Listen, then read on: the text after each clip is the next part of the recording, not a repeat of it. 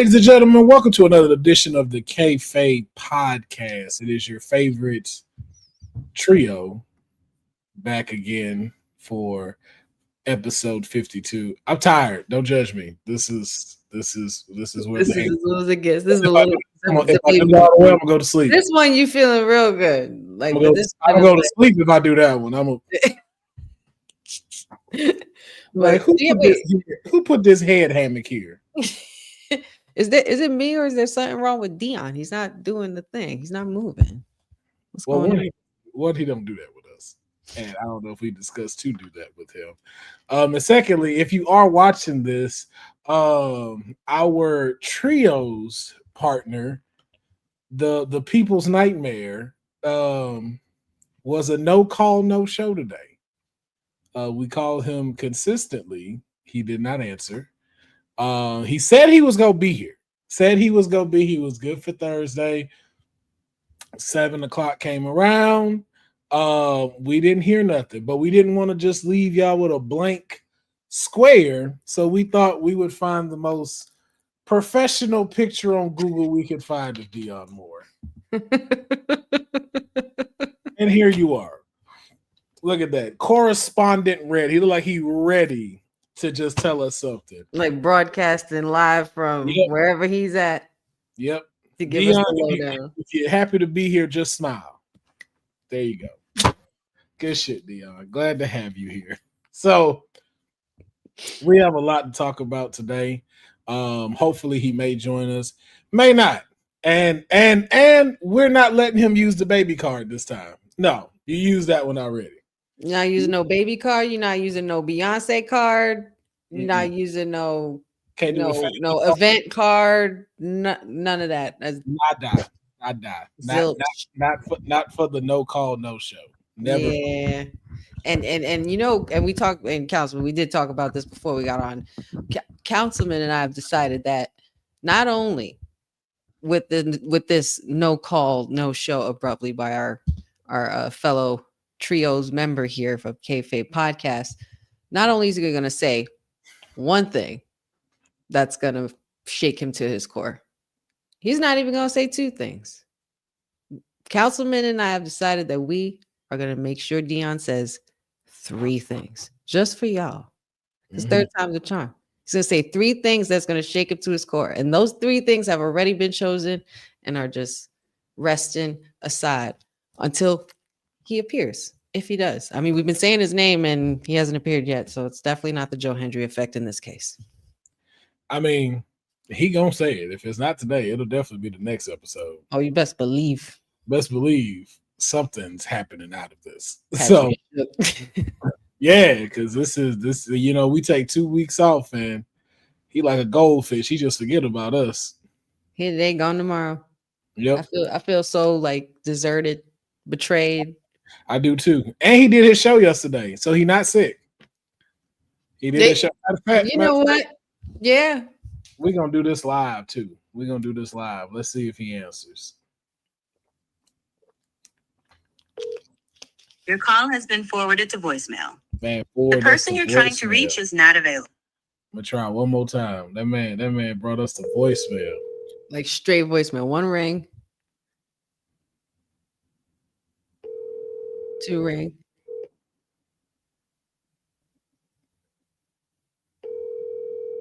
If this boy pick up and he sleep, that's 3 ring. To voicemail. The person you're trying to reach is not. Man, that man left us. Onto the voicemail. It be your own people. Man. Cedille, don't you start. Don't you start. Actually said you're a worse employee than the mayor not showing up. I'm like, they neck and neck. But we gonna hop in. We gonna still hold it down because we said we'd be live and y'all saw it on the YouTube. So there's nothing we can do about it. Yeah. We ain't gonna leave y'all hanging like that. We can't do that. That's not our style. Well, we were kind of forced to because it's up. It's up. So that's all we can do. It's up.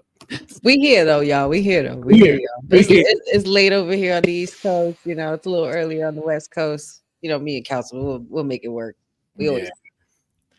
So let's jump into some SmackDown news. We got the SmackDown recap. I mean, not recap. Preview. SmackDown preview. We have the Last Time Is Now tournament continuing over on SmackDown. We have the Yeet Master Jey Uso taking on the Miz in the Last Time Is Now tournament, who will advance to go on to be John Cena's final opponent. We also have LA Knight taking on a mystery opponent tomorrow on SmackDown. We will find out, of course, then who will be LA Knight's mystery opponent. And of course, the newly crowned WWE Women's Champion Jade Cargill will be in action against B-Fab. The title will not be on the line, but action will pursue. Let's see if B-Fab can knock Jade down a few notches, or will she remain standing on business and be the head bitch in charge? Mm-hmm. And I'm only saying that because Mia Yim says it. That's it. Yes. That's she's the HBIC. Let's take it back. Honey, who do you think advances between Jey Uso and The Miz? If see, now this is really interesting because I feel like they're biting. Like I don't want to say it's Jey Uso, but I feel like booking might be biting off more than it could chew because Jay is a little bit of everywhere right now. No, he's you're going in for the Last Time Is Now tournament, and also gearing up for War Games.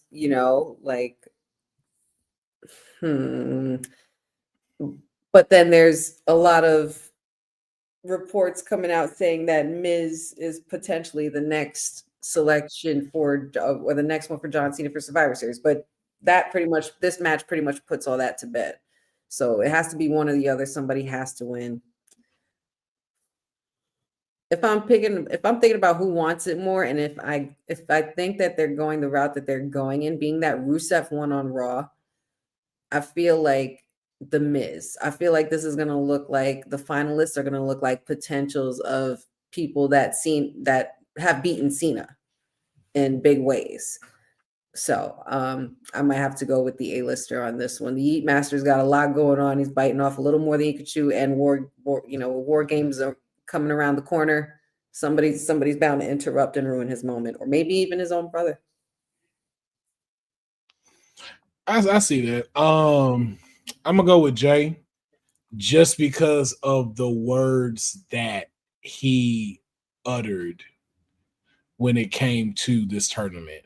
Is leaving this place better than he found it and giving a shot to the next person that's up. That's not Miz. Like Miz is established. Like Miz is here. Like you can't tell the story of WWE and not have the Miz included when we start getting to a certain point in his history. Very true. Even though Rusev did win, I feel like it may not be as a heavy sprinkle of some of his past rivalries. And then right now, Jay do got a lot going on, but Jay got a lot of reason too to be able to face him. Like he's the one that eliminated John Cena to win the Royal Rumble. He did. So why not be that same person that make luck strike twice and be the final person to retire John Cena? To say you eliminated him in the Rumble and to retire him in the same year, that's pretty wild. That's a wild statement to be able to brag about. Yeah, so and just like Jeffrey said, I think too you get some interference from Carmelo Hayes, especially with the beef that they done had going. So to be able to cost Miz his My Time Is Now against John Cena, especially being like I could see Miz dragging out. I didn't get my match with John Cena, and I'm gonna drag it out for him because I'm gonna be kind of upset if they drop that ball because that's a missed moment. That's what I can see. I could see him really being like, yo, I never got my match with John Cena, and I beat John Cena in the main event of WrestleMania. Like I can see him running that bit for a good little while. So that's just me on that one. Now for the next match, real quick, Deonne, smile if you agree with us. Cool. Well, speaking of which, Deonne, we'd like to get your thoughts on this next one. Who do you think will be the mystery opponent LA Knight faces? Somebody with a smile. I understand. I get it. I get it. I guess someone with a smile is going to be his mystery opponent. But honey, I'll throw it to you to give a little more detail. Who do you think will be the mystery opponent for LA Knight? Man, listen, I sound like a broken record at this point, y'all. I mean, we know now that by the very end of this, that Cena's final opponent will not be selected. It has to be earned. And he specifically recently highlighted that he wants NXT stars as well on board with this. I can't help but wonder we might see a coming out party for an NXT superstar, potentially one we've seen already. I just think that it's just so convenient that the news that just broke out that Joe Hendry is fully signed to WWE. So I'm thinking on that realm, or I'm thinking of another person who was interrupted by production and commercials because they got cut off this week. Member of the Big Back Coalition, Obafemi. I mean, those are the two names that have been stuck in my head for the last week now, especially when Cena specified NXT stars like in a big way. So I don't know. And for Oba to come back the way he did, and looking the way he did, looks like they're priming him for main roster shit. So yeah, I see Joe Hendry more on this one than I do Oba. Oba just gives me like Raw, Monday Night Raw. Yeah, doing, especially when it's another mystery opponent that they'll save till Monday. I think it was also very clever how Nick said, you know what, I'm gonna save this for next week. Meaning, because like, you know, you're wondering if he's taken out that, you know, if you say his name, you know what I mean? Once you say the name, he's going to appear. So maybe once he says it, when it's announced, somebody might come out and say it or announce it, or he just might show up. But it does make sense for Joe Hendry. Joe Hendry he looks SmackDown ready. I could see that for him. Yeah, it's just gonna also suck too if oh, that's a big ass fox out my window. It just will suck if I just don't want LA Knight to take an L, but if it's Hendry, like sorry, buddy. But yeah, and Boza, yeah, I can see Solo versus Oba being something dope. Like that would be that's that's gonna be craziness right there. Absolutely. No potatoes, no bread. Just meat all the way through, man. And that's a big dude. So just being able to see that, yo. So we gonna see.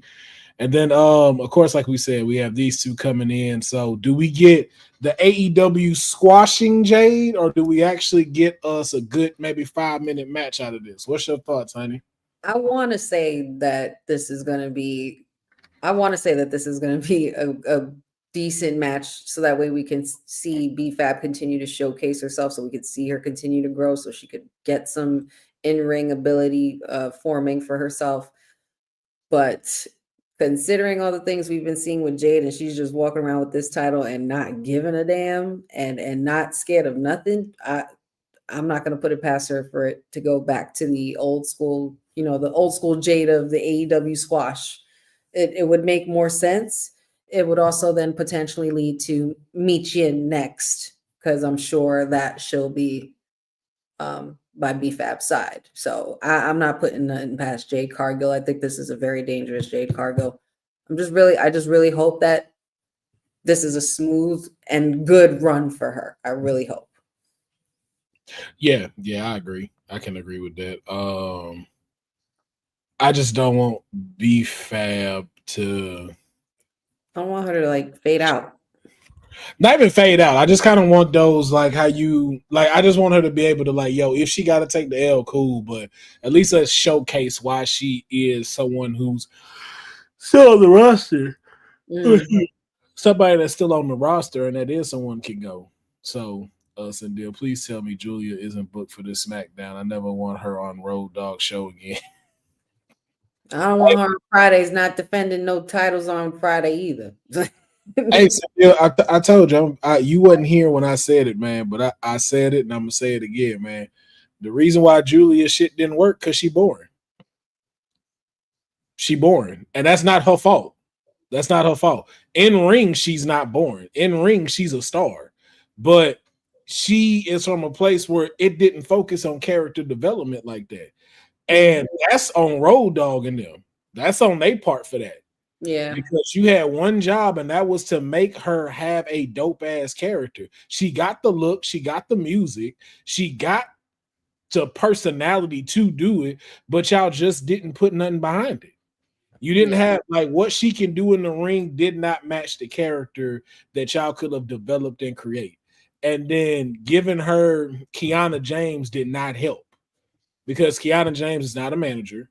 She doesn't give me the spot of being a manager. No. If anything, she should just be a regular, not saying regular like she's a regular person, but she should be a regular in the women's division fighting in the singles category.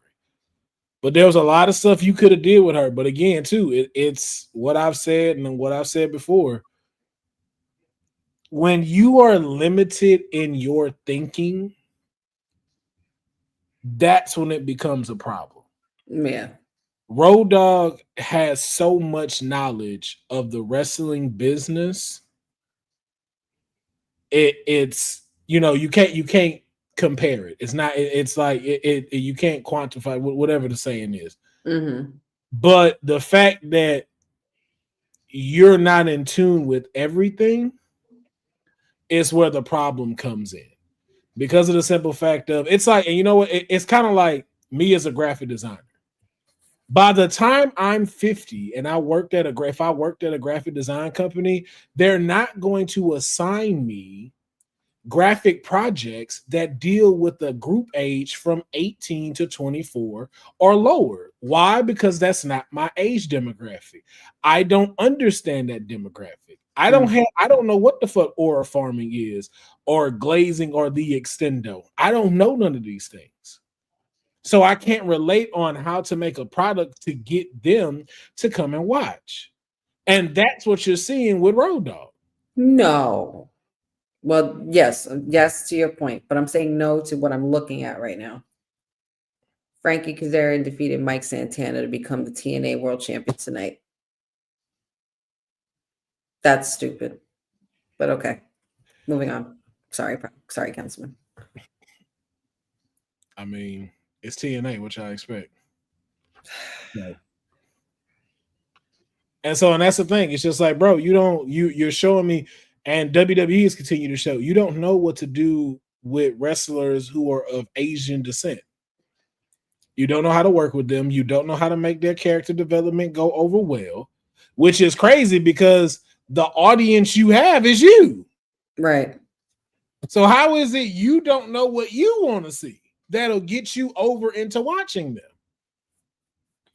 Yeah, I totally agree with you. And honestly, I don't even know what was worse. This run, like her Intercontinental run, or even her 63-day North American run. And that's not even trying to be shady. I'm just she banged on 63 days because she defended that title. At least, like I feel like she did have a better run there. It was just the whole timing of everything with Stephanie Vicaire, and they were both rising stars and fast and everything like that. Maybe they might have rushed her development just a little bit because I feel like they could have worked her more in NXT a lot going forward. Like, yeah. but I don't know. We're here now, and it's a sad thing to see though. There's a lot of people getting buried and not being utilized to their potential that we want to see. Like I wanted to see Julia succeed as United States champion, just like I wanted to see Zelina Vega succeed. And now it's like, oh, we'll just make you the manager with your husband. And it's like, y'all know Zelina can wrestle, right? Like wrestle. Why is it the only time she can't get to come out is now just with him? That makes no sense. I get why you gave Chelsea Green the title. I understand that. She's hot right now. That makes 100%. That makes 100% makes sense with doing that. Yeah. But y'all not giving it to nothing else. Like, where's the story development? Like you see with, like they said, you see with the IC title, like Becky is making stars. Like we care about Maxine Dupree outside of just being a personality. Like she got to showcase this shit. Like once again, it's like, yo, why is it not a fatal four-way for the U.S. United States title with B-Fab, Meat Chin? Why are you not building up Candice LeRae? All these women are back there every Friday, and you y'all literally have them just walking around with their husbands. That's it. When you know they could do more. Candice LeRae is Mrs. Wrestling. Like if y'all didn't know Candice LeRae the way we know Candice LeRae, fighting dudes and blood matches, like gore match, like come on now. Like we are completely downplaying these women's abilities. There's a lot of women on this roster. Yes, there's a lot of talent on this roster, but you need to give certain women the chance to actually really showcase their in-ring ability. But I still feel like they haven't booked, with Zelina, they hadn't booked her enough to be able to showcase her ability. Yes, we know she got the mic skills. Yes, we know she got the look. Yes, we know she got the fans behind her. But like, let the girl work. We see her working more, training in her videos with her husband more than what y'all allow her to do, and it pisses me off to no end. And y'all need to stop holding back Julia too. Y'all need to learn how to write. I don't give a fuck what Triple H keeps saying about people got comments about this and that. We do, because your shit stink. Or you just need to hire us. Yeah. Like, I don't care what you say. You keep saying you don't listen to us when you should. There's a lot of stuff in this product that ain't working.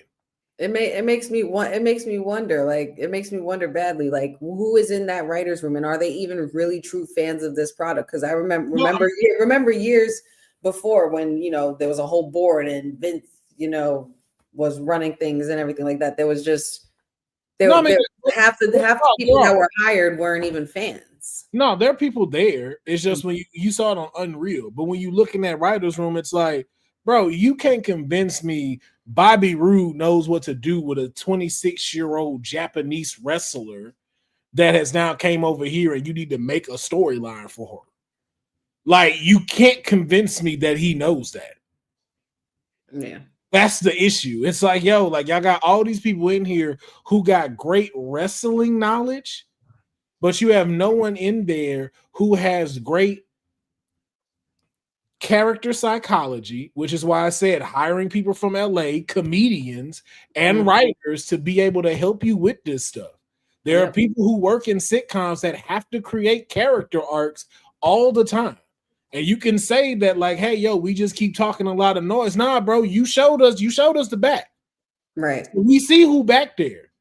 And it's nobody that can give y'all any direction on how to make all of these people look great.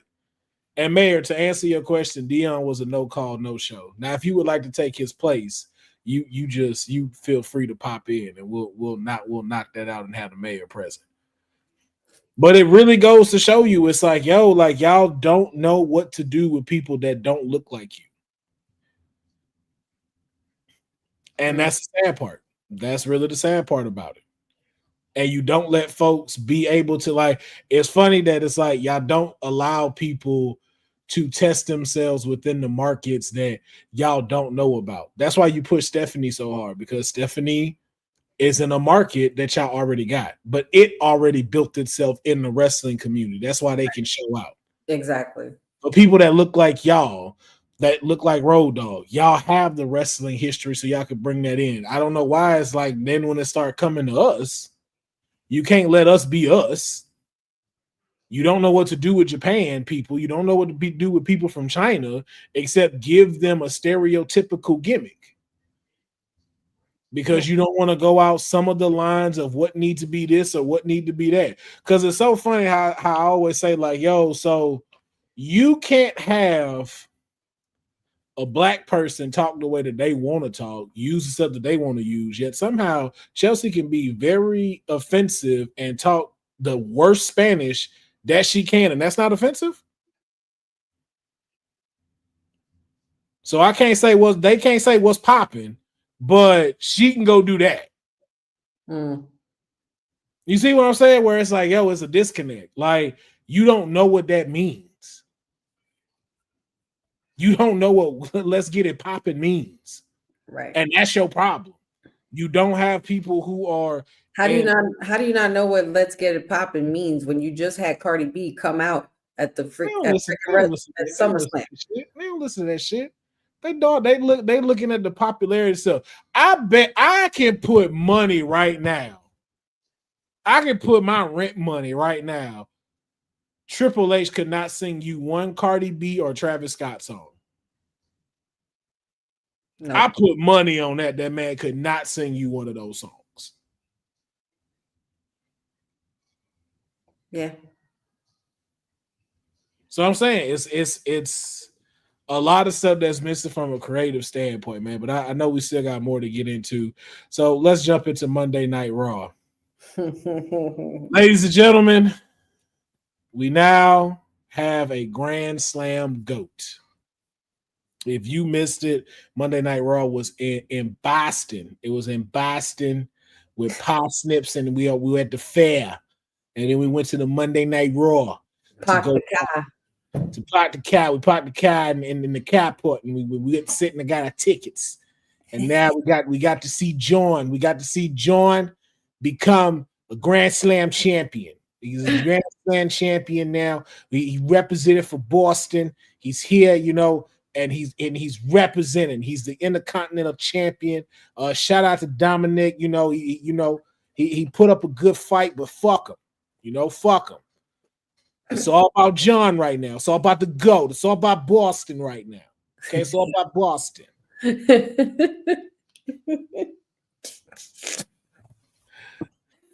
Right away, I just hear the movie The Departed in my head.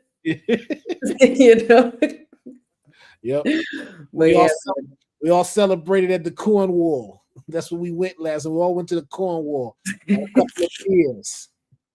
Few shots of drinks. Mickey passed the fuck out yesterday. Couldn't do anything. Fucking mook. oh my god. Oh god. Anyway, Yeah, are you a cop? Are you a cop? Are you a cop? I think you're a cop. You gotta tell me if you're a cop. You gotta tell me if you're a cop. Oh my god, stop. But yeah, man, what a great moment. But like, what a great, like, even before that, leading up to it, the build up, the face to face. Like when as soon as Dom's music hit, I grabbed Patrick and I shook him. I was like, it's happening. It's happening. And I was so excited because I was just like, oh my God. And I saw him come out the whole time. And I saw a clip of Big E talking about this. I forgot what interview it was on social media, but it was a clip of him talking about Dom's demeanor throughout that whole time. Dom, keep growing. We love it. We love to see it because you walked up in there. That place booed the shit out of you. You had the most heat because that was Cena's hometown. That was Super Cena you were dealing with. And you are a third generation talent and who was prophesized by Eddie Guerrero, your father himself, as the greatest Mysterio of all time. And to be able to share that moment with Cena, he looked so grown. He looked professional. He sold professionally, like how he was supposed to. He looked cool, calm, and collected. He didn't stumble on his words. He was there and he was present and he was toe to toe with Cena. And that right there is what it's all about. Because Cena's talking about he wants to leave the place better than he found it. That's a great way to get close to the end. And we know the history of Dominic Mysterio. You know what I mean? Like, and to see how far that's transpired to create this moment for John to be able to become the Grand Slam champion. And the match was, my God, it was so good. And we like, yes, Jeff, because I was literally going to get into that. We knew Dom was like, Dom, you were in there, but once Cena hit you with the fine speech, that was it. We were like, oh shit, he's in trouble now. But I loved it all. I love the segment. I could have done without Triple H in there. I don't think we really needed you in there, but whatever, that's here nor there. Dom and Cena completely cooked on Monday night. And congrats to Cena. We are so happy to finally see you become Grand Slam champion. Yes. In your last year. You're welcome, Cena. You're welcome. I don't know why people thought Dom was going to be nervous. The dude is a 20-year veteran. So, Dom came ready. you know, He came why, so ready. why would he not be ready? He's a 20-year veteran in the wrestling game. He's the first father-son tag team champions. He is a NXT North American champion, the IC champion, AAA Mega champion. John ain't won that. Okay, he and everybody saying that he was cooked. Well, he couldn't have done that had Dominic not been out there. Mm-hmm. So you're welcome, John Cena, for being allowed to be graced in the same presence as Dominic Mysterio and him allowing you to become Grand Slam champion. Because I just heard them belts was a little too heavy. He was like, man, I don't even need both of them right now. Don't even need both of them. He was like, you know what? Let him have it. He on his way out. To answer Bo's question too, yes, this was actually supposed to go down in San Diego for Survivor Series. But because the last date John was supposed to be in Boston, it got moved. They wanted to be able to give Boston something while he was there. Mm-hmm. But I have found out, and it is confirmed that Dominic, as of now, but you know, the card is always subject to change. Neither Dominic nor Ray will be involved in Survivor Series in San Diego. Okay. So we did find it out that they are not involved in Survivor Series. So, but again, things are always subject to change. But my question being is, he will be on his final Raw in Madison Square Garden. Now, I want to know, does he ride out with the IC title? Do we have a Cena IC Open challenge? Does he drop the belt back down to Dominic or what? I have a theory though. Madison Square Garden, he issues an open challenge.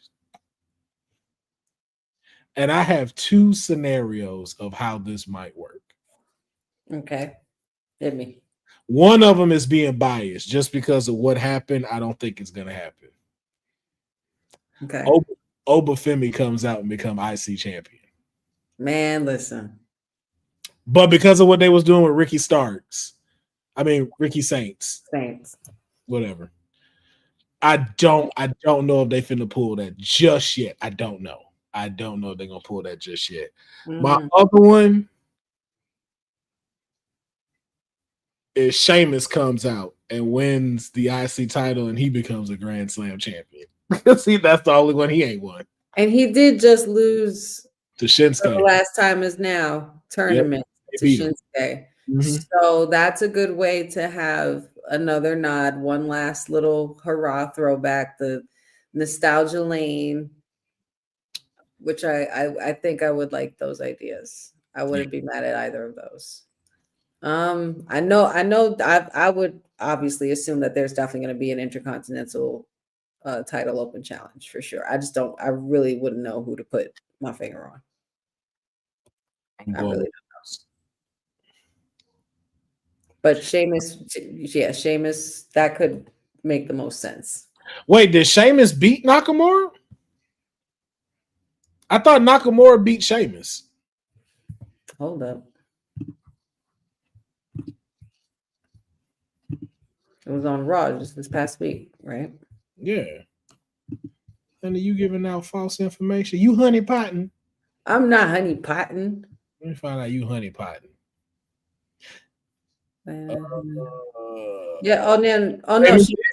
Sheamus did win. Sheamus did win. Ooh, you out here honeypotting. Look at you out here honeypotting. It's a long day, man. but yeah, no, Sheamus did win. Okay. Yeah, so we'll see. We'll see what happens. But congratulations to John, man. What a great way to close out and then actually, get that accolade as well.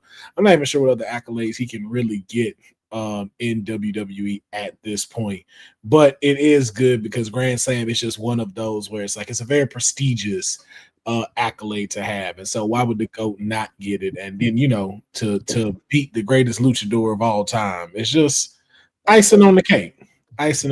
So congratulations to John, and it's a fine list of champions. Now, speaking of a list, debatable and fine, and champions. Mhm. This was the image we was left with that I guess was so shocking to everyone. It No wasn't one, that shocking. no one, I guess, saw this coming. But last night, no, Monday, excuse me, not last night. Monday, we had Stephanie McCurry in action against um Raquel Rodriguez for the women's world title. Also, not sure why that didn't close the match, but I understand why because of what the end of Raw was. But feel like they either should have opened or closed, being the women's world title. But that's just me. Mhm. But she defeated Raquel Rodriguez, and also shout out to Raquel Rodriguez for getting a title shot.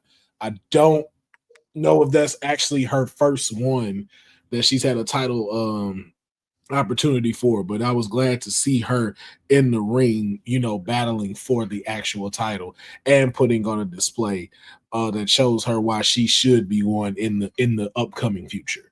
That was a big match. That was a good match too. It Raquel was. was showing out. Yeah, Raquel was doing her thing. Spanish Rachel. Definitely had a mountain to climb when it came to her, and she showcased. Mhm. But sorry, every time I see Nikki, she make me yawn. My bad. And I don't know why this was so surprising. Like y'all really didn't think that Nikki had this in her. Have you not known Nikki the last 20 years she's been here? First of all, why did you become friends with a person that can't pronounce your name? That would have been my first one right there. That would have been my first sign. Bitch, you can't get my name right. Why would I be friends with you? And then the whole, I got your back and this, we're Latinas and we got to stick together. No, you one of those fake ass girls that just say one thing to your face and literally walk around. You know what I was about to say. You pretty much say one thing to somebody's face and then turn around and say right as soon as they turn around, you say some shit. Nikki, I never trusted you. And it won't be, and I hope it's not a matter of time. They'll be pulling no twin magic on La Primera because she ain't falling for that. God, no. Nah, it's going. Please not. Deonne, you got any thoughts? It looked like he happy that this happened. He looked like he happy that this is going on. I think Deonne's just happy to be here. Probably so. He probably just happy to be here, man. He's being a real G right now. No pun intended. But sidebar, Cynthia, I don't know if that's gonna happen. I don't know if it's gonna be Edge. I don't. Yeah. Yeah, I think that's far fetched, and they put that to rest a while ago. we got a whole month starting today until John Cena's done. Like a whole month. Like it's December 13th, and he ends December 13th. I still hold 20% of hope, Cynthia, for that, but I don't know. That's a lot. But clearly Nikki Bella wants a shot at the title. Also, I'm gonna be very upset if she gets a title shot before my client does, who also called her shot and had Raquel get bumped up before she got to go. So, not sure where my client's title shot is, but somehow this was the ending picture. So, my question is, Kurt ain't gonna do that. Nah. Mm-mm.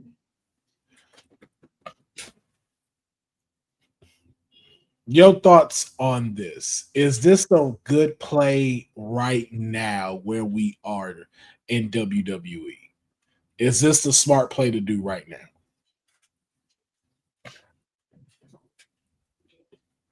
Don't think with your emotions. Mm-hmm. At least not first. Right. You saw I had to stop myself.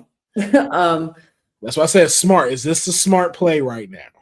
I think it is in a sense from a standpoint of continuing to, not that she needs to be built, but continuing to build the legacy of Stephanie Becerra and giving her some top defenses with top names. You know what I mean? Like it's like the whole Tiffany with the Trish thing. You know what I mean? So I feel like this is what they're doing in that direction. I'm not sure what the payoff's going to be afterwards because I know Lapping Meadows are still going to stand tall and retain. But I feel like that's pretty much possibly the only play that they have right now because Nikki's just, she's just doing her last run, her 25-year run or whatever it is, and she's getting her licks in before she's ready to hang up her boots as well. So I think this is just more so about continuing the legacy of Stephanie Vaquer and her being dominant as a women's champion. Quite honestly. I agree. We know what it is. We know what it's for.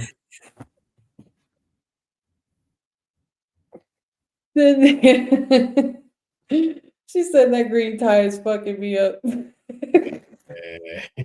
Somebody, I forgot who wrote it. I think either Sage D wrote it or Boza. They said, man, he looked like he's the best real estate agent in the state of Georgia.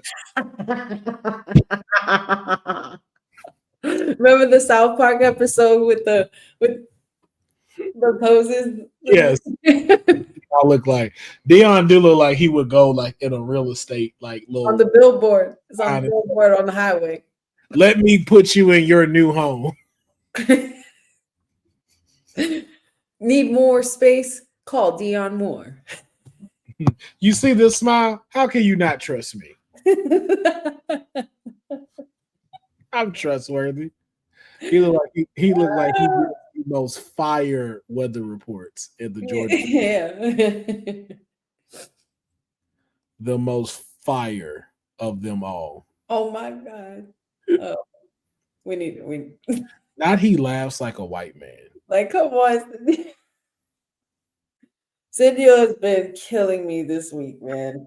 Oh, that is on one. I love it. Do we see it as Survivor Series? Do you think we're going to go ahead and just push it now and go to Survivor Series? Yeah. Or does this hit Saturday night main event? Yeah, no, I think we could make it to Survivor Series with these two. There's enough build up there. I don't want to see them go against each other on Raw anymore. If we're going for the title, it needs to be at an event. So let's do a Survivor Series. Because not for nothing, we don't need you December 13th doing your thing when we got other things to focus on.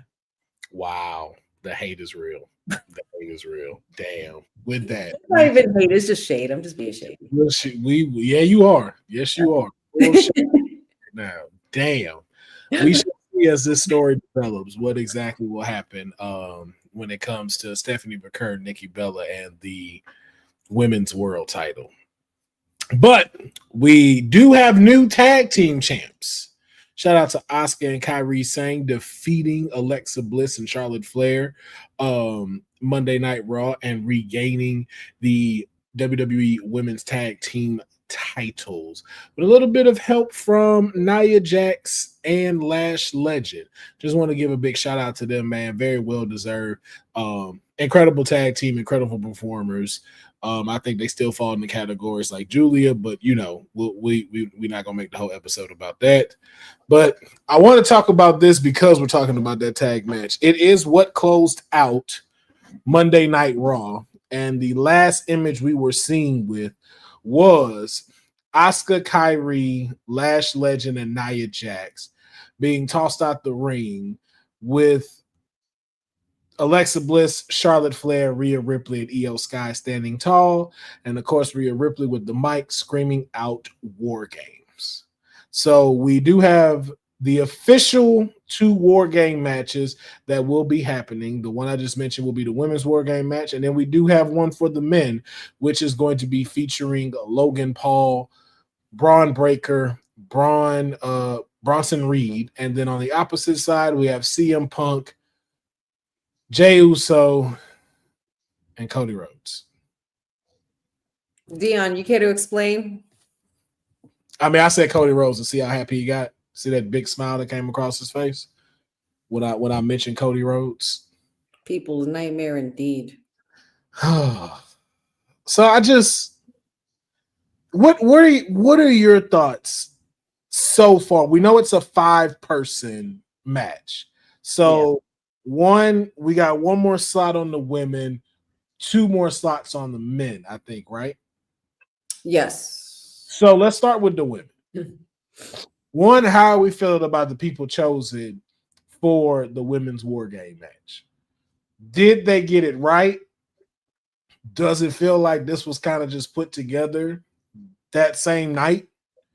Or are we missing something that could be potentially a great war games match? It felt really chaotic to me. It felt chaotic to me in a way where, well, first of all, I'll start by saying this. War Games is shaping up to be totally not what I expected it to be. That I will say. Um, as far as the selections for the women, if there weren't if there weren't like tag teams, then maybe I would feel differently about this. But if these were all women that were individual badasses and, help running the division and, rivalries amongst each other and stuff, I would probably feel different. But the whole Rio thing, the whole, you got the Kabuki Warriors in there too. I get it. Charlotte and Alexa just lost their titles. So it's like, it just felt like they didn't know what the hell they were doing, basically, creative when booking this. They didn't know what they were doing. And they literally, it felt like, as you said, that they had just figured it out that day. I don't think any of this in War Games, as far as like who was selected on Monday, was in the books in the first place. But I am happy with some of the selections that are in there, because I love Alexa Bliss. I love the thought of Alexa Bliss in a War Games match. I love the thought of Asuka in a War Games match. The Lash Legend in a War Games match. You know what I mean? Like it just felt a little bit too chaotic for me, and it felt like they just threw it at us to see what we would think. But maybe what the payoff is, and the kicker really is in who are going to be the fifth members for each team. Because not for nothing, if you're really thinking about who's got the better upper hand, the one that has the two queens of War Games got the upper hand. You got Io and Rhea on the same team. So we know how well they do in War Games. I would not say that. No? No.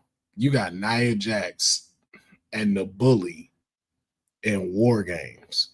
Oh, the Bougie Bully. Yeah. With Asuka. Nah. Well, okay. That ain't no, like, just because they the queens of that stuff, like, yo. Then one sit down from Nia, that take Rhea out.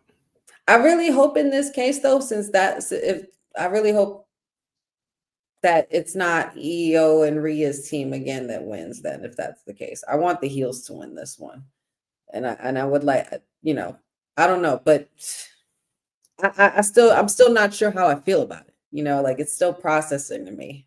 I know how I feel. This shit feel lazy. It's lazy. It's just it's very lazy. One, you're throwing in two tag teams. One that just started a rivalry between Asuka, Kyrie, Charlotte, and Alexa, which is fine.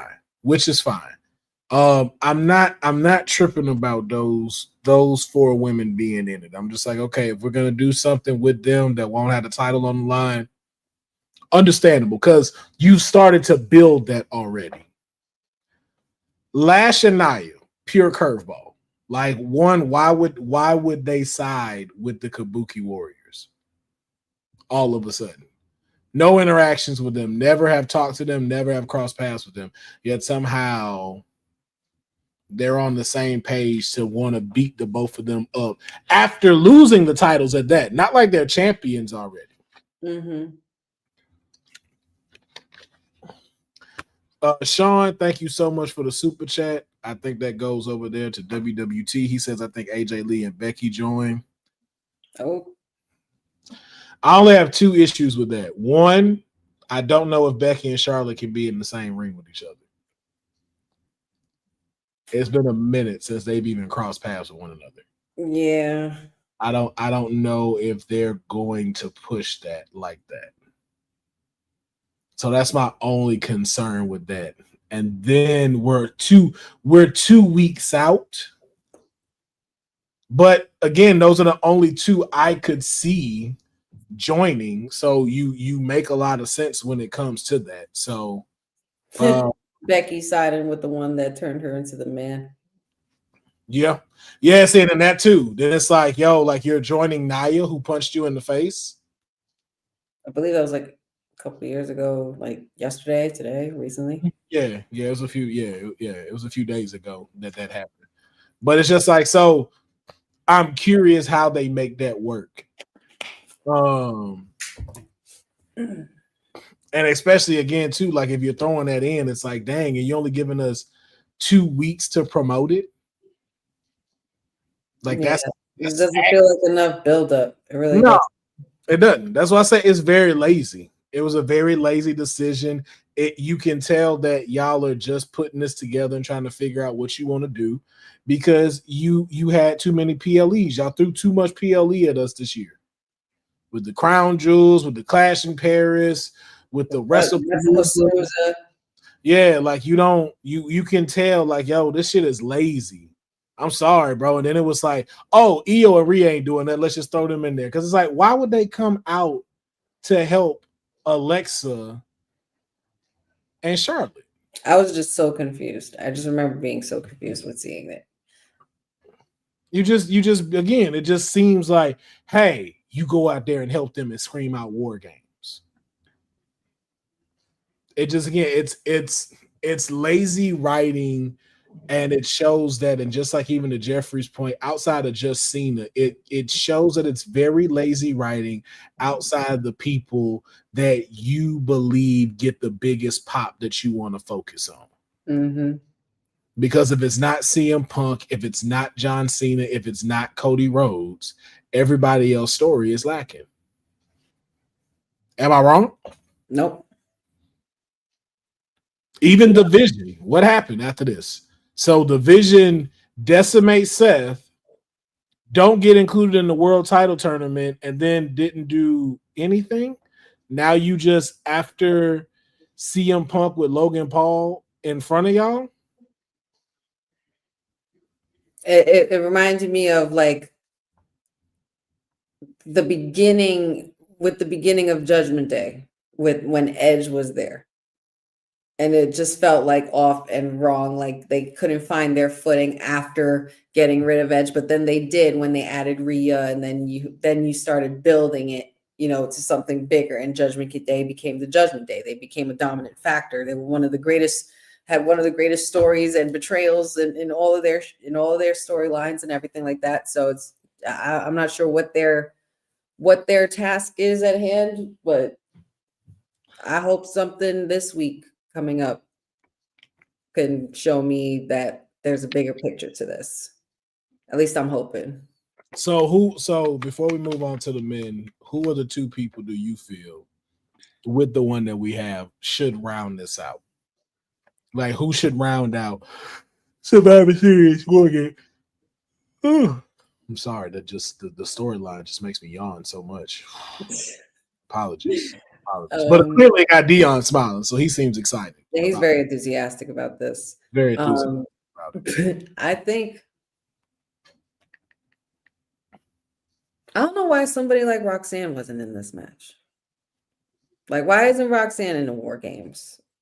Why isn't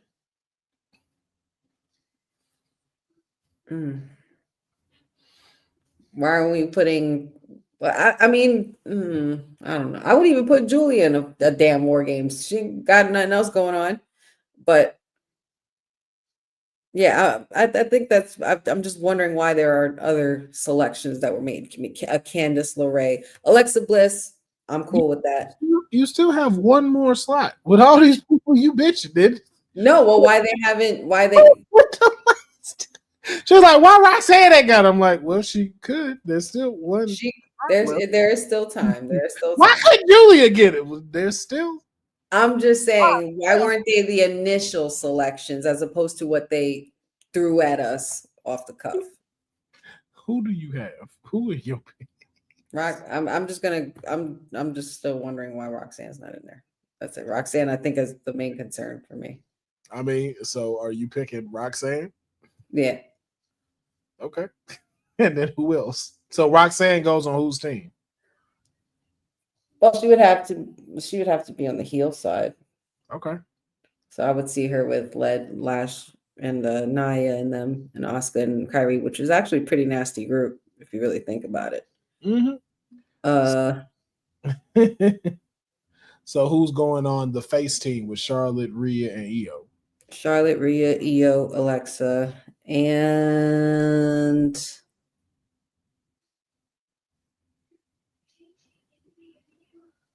why can't I think?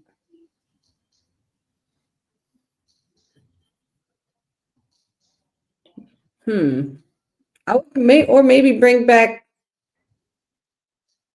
You think Liv Morgan comes back by then? No. She'd be a heel. Well, that's true. She would be a heel. That would be a good addition, though. I ain't gonna lie, that'd been a good addition, but then she'd be on the heel side. Who is face? Bianca. Bianca's hurt. Well, as far as we know, we haven't really been. We do know she's hurt. I know, but as far as we know, we don't know what her update is as of recent days. We do. She's still injured. Elaborating, because I know you tired. No, she said it. She said it on. Wow. And that's supposed to be your friend. She said it on Zelina's podcast. Wow. Look who watches it and don't but claim that's her friend though. Oh my God. Selena, it's okay. You can be my best friend. If Honey's not picking up the job, you can be my best friend. Like you can teach me Death Note, all this other stuff. Like clearly she's slacking on her job right now. Because I watch. Shout out to and my boy Jonathan Williams. I'm trying, man. Are you though? I'm giving you what I can, man. Are you though? Are you giving enough to Zelina though? Because clearly, 100%. Is it always though? You don't need to know that. The crowd don't need to know that. Me and Zelina know what me and Zelina know, and that's where it is. And we now know that somebody not watching her podcast, and she just got. Who that over there? Who's Could that? be worked also too. Could be work. I mean, you got a phone and headphones, but hey, what do I know? Hey, Deonne, keep smiling if you agree with me. You know what I'm saying? So, did you pick a face? Did you pick a face for the team? I can't think of one. I said Bianca. She don't be watching. I can't think of where all the faces at. You could have said well, here's my picks because she's clearly not watching the product anymore except Friday Night SmackDown. That's what Honey's doing. She just watched SmackDown. If my first pick as far as selection would go, if you're going heel and face and y'all talking about Becky, if it's not AJ, I feel like you'd put Maxine Dupree in there as the fifth member for that, just because of everything that's been going on with them. And then if the Team EO don't win and you got Becky Lynch as the one that pins them and gets the win, and then out of nowhere AJ Lee come back, then you got something. And if it's not them, I would at least find a way to throw in Bayley in there as part of that. If we can't use that horsewoman, at least throw Bayley in there. What the hell is Bayley? Bayley on a somewhat side mission with Lyra doing tag teams and whatnot. I don't exactly know what it is, but you can definitely have them on there. And then of course, like you said, for heel, I'm going with Roxanne. If not Roxanne, Raquel. Like you and that's dangerous. That's real dangerous. So those are mine. But now we move. I really don't want to talk about this one, but I know we have to. We move to the men. Deonne, stop smiling. I know you're excited. I know you're excited to move to the men. Deonne, would you care to explain why your favorite continues to interrupt all of the timelines? Oh, he's just smiling. The silence says that it all. Smiling that damn smile. His crazy smile says it all. That, so I'm just my thing is like it's not that it's not gonna be a good match. It's not that. And I want to make that very clear because I think you have three big components that make a lot of sense. Like Logan Paul in a War Games match is going to be fucking ridiculous. Braun Breaker in a War Games match and the lineage he got is going to be insane. Mm-hmm. We already know Jay can do it. We already know CM Punk can do it. And I believe Cody was in one already as well. Mm-hmm. It buys for a lot. Was he? Wait, hold on. Was he? I can't remember. I can't recall. I want to say that.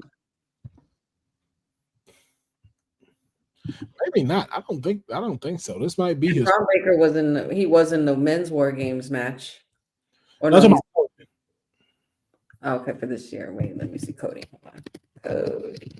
I know Bronson Reed been in one, obviously. So yeah.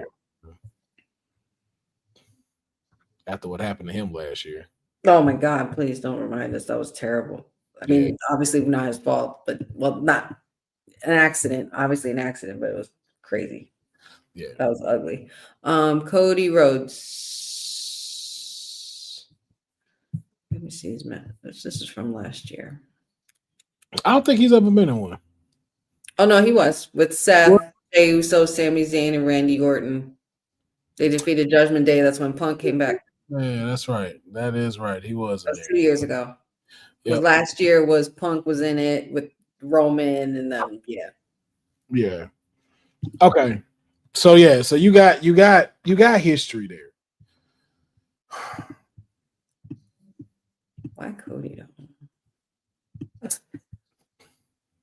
I don't know. And then who are the other two? We still got 2 spots. That's right.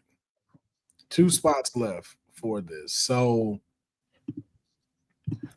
do we, and my options I'm looking at is LA Knight gotta be in this War Games. Mm-hmm. Mm-hmm. Well, which side is he choosing? I would definitely say he'd have to be on the Jey Uso on them side, just because he's a face with Cody. That's gonna hurt their pride. You know that team is not gonna get along. Which makes for even better TV. But now my question is it Cena or is it Randy that gets the last spot? Well, I did see certain reports say or certain things floating around that Cena is not going to be involved in the War Games match. Okay, so do you think it's going to be Randy? I think it could be Randy. I think it could be Jim. So we got Randy. And you're not going to like this one, but there's the potential of Mick Foley Jr. I literally just said Sammy. Oh, I didn't hear that part. Sorry. I was researching the War Games. Sorry, I didn't hear that. No, I was saying or Sammy. It fits. Like, don't get me wrong, it fits. That's why I'm like, it makes all the sense in the world. But then I'm just thinking on the other side, who you got. And the only other one I can think heel-wise would be Drew McIntyre. Right. But who would be the other person? Is this where we get Brock Lesnar? I think so. I think it'd be pretty wild to see that man in a War Games match. The fact that the guy would even be on a team is beyond me, because I've never seen him do that before. The issue with this one is this has the potential to be either very great or incredibly terrible. Yeah, like no in between. Like and this, you got to think about where we were the last 2 War Games. The excitement was up. So this is either going to be match of the year or this is going to be a disaster. Mm-hmm. It only can go 2 ways. Yeah, because everything is there. I could see Damian Priest, but Damian Priest dealing with Aleister on Fridays. But does Aleister get the other spot? Now that you say that, because especially with him going against Cody.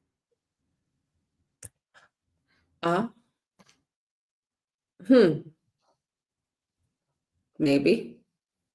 I really don't know what to expect from this. Like I thought we were seeing, where we were going with this War Games this year, where we thought we were going. Jeffrey, I'm gonna be honest with you. They're gonna make Brock go first. If Brock in that match, Brock ain't gonna get in the cage. Brock gonna go in first. Right. Brock gonna fuck everybody up first. God bless whoever is in there with him. Whoever gotta step in first, you better run. And that's those moments where I wish Logan Paul was on the other team, because God, I would have loved that to be him. I bet you would. I bet you would. But Brock, yeah, I don't know, man. Brock, the thought of Brock in a pot is just wrong to me. I don't see him in a pod. That's why I'm like, it's just wrong. Either he go first or well, no, they're not even in the pod. They're in the cage.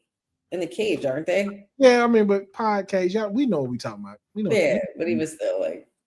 But to be honest, too, like I could see him not even being in that thing and just wait till he lasts and then let his music hit me come out. Like I ain't even sitting in no pod. Y'all know I'm supposed to. I'm not gonna have me standing there looking stupid. I come in last. No questions asked. I come in last. Or maybe, yeah, and maybe with that, the men's War Games match starts tonight because he wants to be done and get out. I don't think so. Nah, that's gonna close. It's too, like, with the selection you have of all War Games, this one is too stacked to not close the show. Yeah, true. The women's one is real light. Like you could tell again, that was just thrown together to give them a women's War Game. Yeah, they're literally throwing all the top guys in the men's mm-hmm.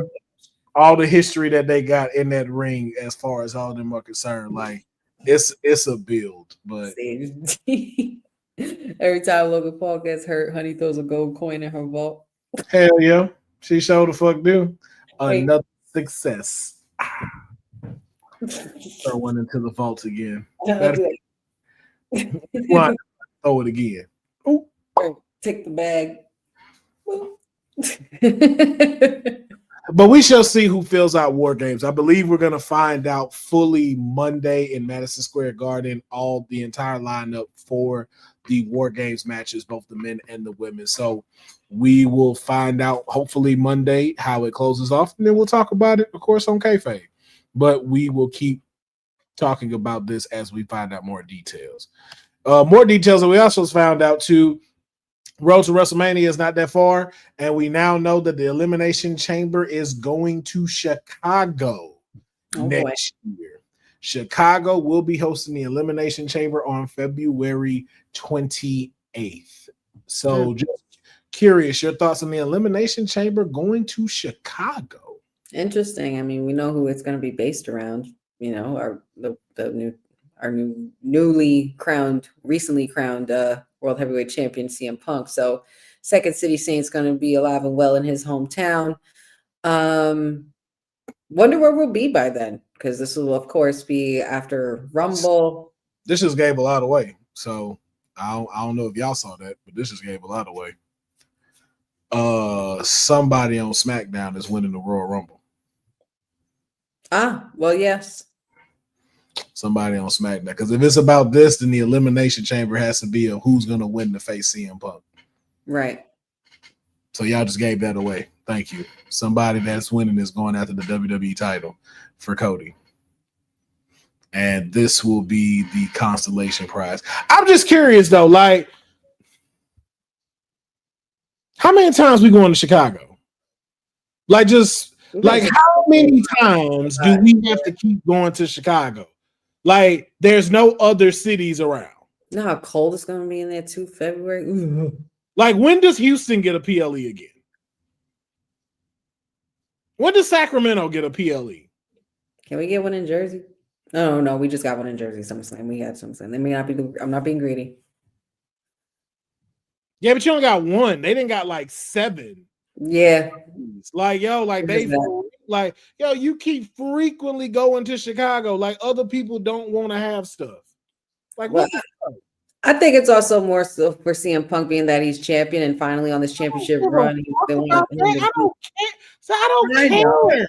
I know, but I'm just saying that's hypothetically why they could go to Chicago every 4 weeks. Every 4 weeks, y'all back in Chicago just to get the pop for this dude to come out. Other people want to have PLEs in their city. Stop this, WWE. Go to Houston. Go to Atlanta. Go to Alabama. Go to Miami. When the last time y'all had something in Miami? I can't even think of the last time. Wow. So many cities y'all just pass up because CM Punk, it's guaranteed to get packed out, which says a lot about how y'all really feel about the rest of your fucking people that work there. Mm-hmm. Always Chicago. It's Chicago. Chicago first. Chicago What the fuck do y'all do in Chicago? I really want to know. Like, what is it about Chicago where you just like, yo, I got to get to Chicago? Like, what be happening there? And I'm not saying that as talking shit to them. I genuinely want to know. What is it about Chicago that be popping like that? I'm talking about even outside of wrestling. Like, what is it out there where y'all be like, man, bro, listen, let's find out. From work, and I'm gonna be up there, man, for a week. Where you going? Chicago. You took PTO to go to Chicago for a week? Nah. To do what? Like, I really want to, like, what y'all be doing out there when you in Chicago? Because I know that river can't be that fucking dope. They got a lot of appeals for their food, appeals for their architecture, and certain iconic attractions and activities. But don't really see much of the theater, magic, comedy. I don't know. Not sure. I mean, it sounds like what they do everywhere else. and going, I guess, for deep dish pizza, which is trash. Which is very trash. I've never had it. It's fucking trash. Is it? Yes. Aww. I can't. You still try it. Don't go off of my judgment because you may have a different. Yeah, I would want to try it though. You still should try it. Like, just as being like an American and that's being like a staple, you should still try it. For me, trash. Deep dish and dispensaries. I'm down for the dispensary part. The dispensary, I'm cool, but I got one of those here. I have several of those here. Yeah, we have a lot of those there. A lot of those. So let's down the block. Right, let's Chicago Green just gonna have me on my ass or acting like Chief Keef and shit. I'm like, so. Yo, I'm gonna be at the dispensary like this, just yo. Let me get an eighth. Let me get an eighth of that Chief Keef, man. You know what I'm saying? Let me get an eighth of that. You know, because they wear them like this. Let me get an eighth. Cover their face. I need a ski mask and that Sosa. I need a gram of that Sosa. How much a gram of that Sosa gonna run me, man? Oh my God. You know, but yeah, those are some Chicago staples. I don't know. Deonne, do you know any Chicago staples? You've been way too damn quiet. I think he's happy my hairstyle like this now. He's bigging you up. He's like, yes, you need to wear this. I feel like he digging this. Yeah. So happy about this. But yeah, man, that deep dish gonna be flying in the Windy City. Probably. I don't like my pizza thick. And it's a lot of dough. It's a lot of thick ass dough. But you'll again still try it. I'm just not a fan of thick ass pizza. Mm-hmm. I like a little bit of both. It just depends on where. I'm picky about where to get pizza from. I like my pizza like that old school pizza commercial Pizza Hut had. Hold it, fold it, chew it, do it. Yes. Wow, you took me all the way back for that commercial.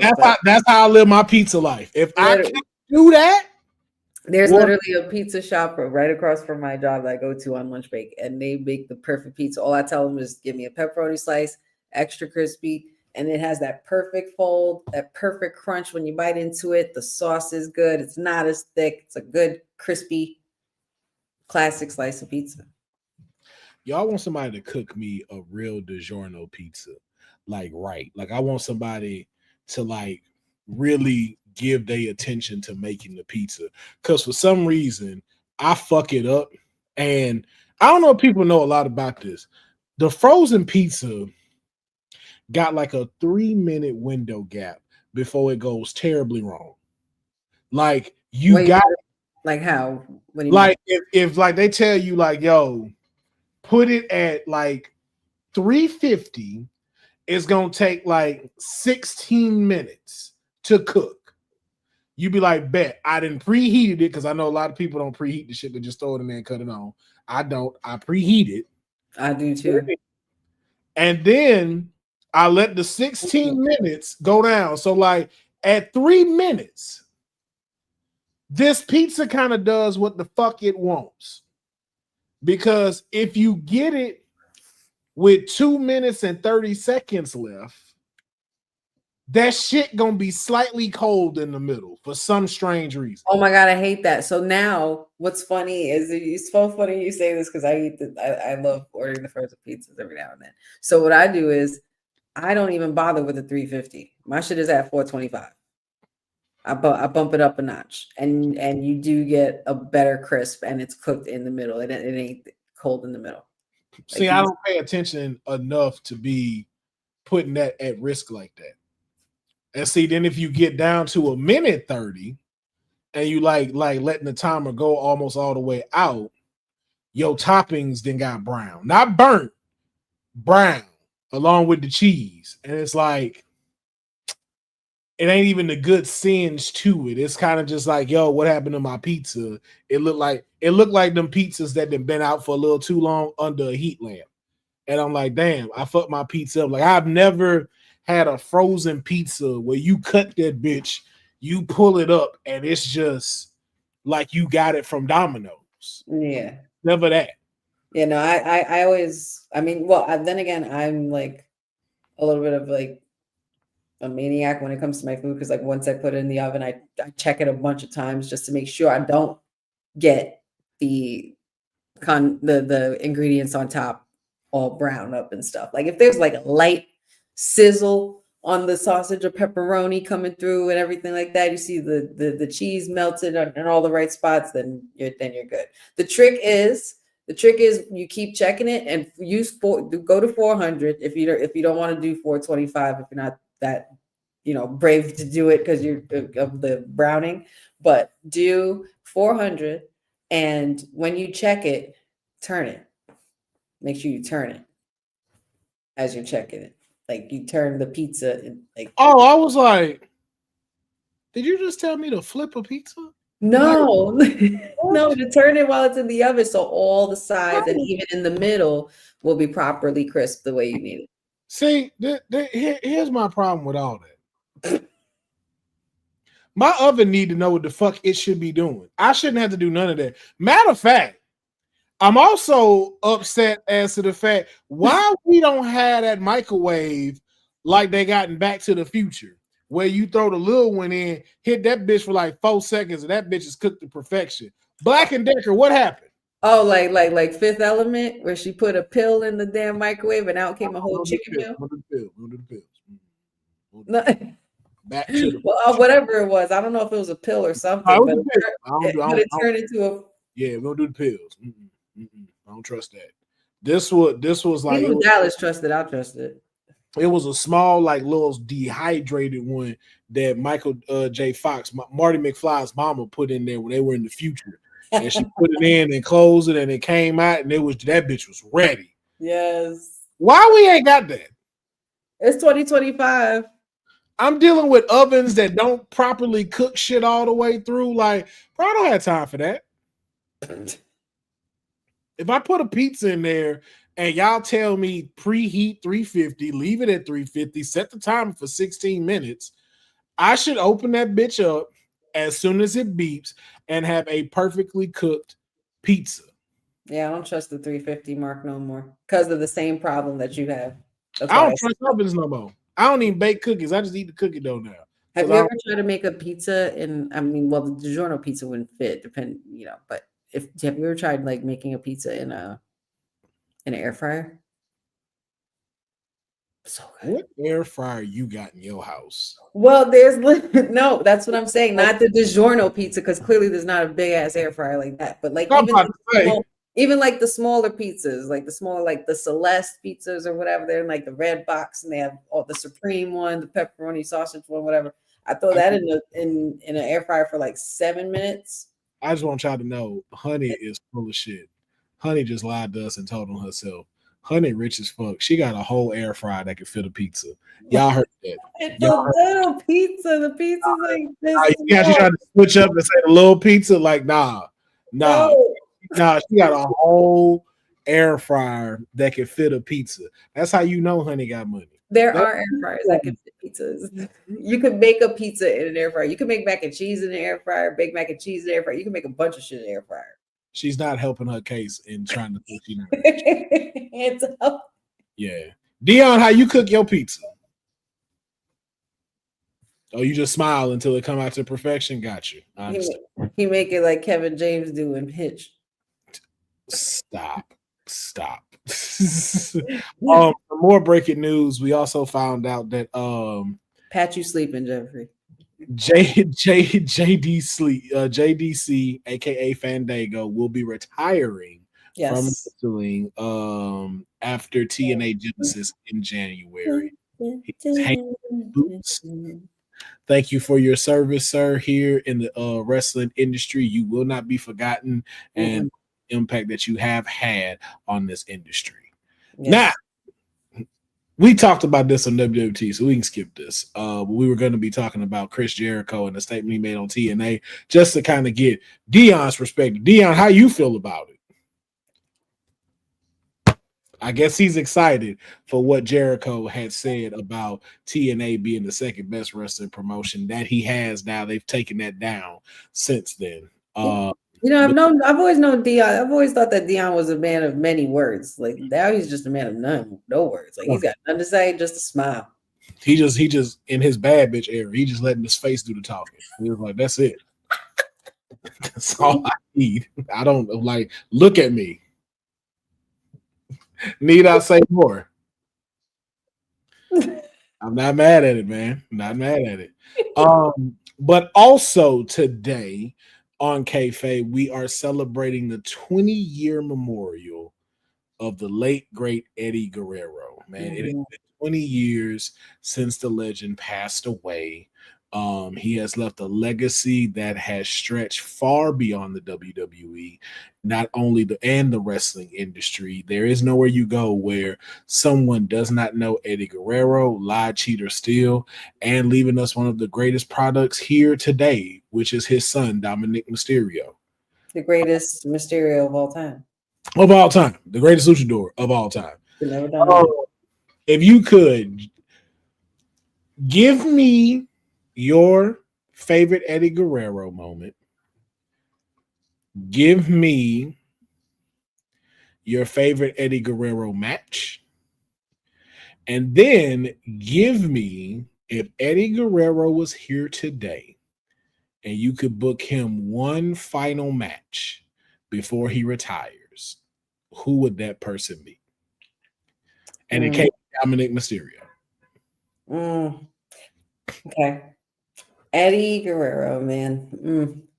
My favorite moments with him were anything that had to do with China. Latino Heat was a great era. It was so fun. We were able to see a different side of Eddie with that. I feel like a match. Oof.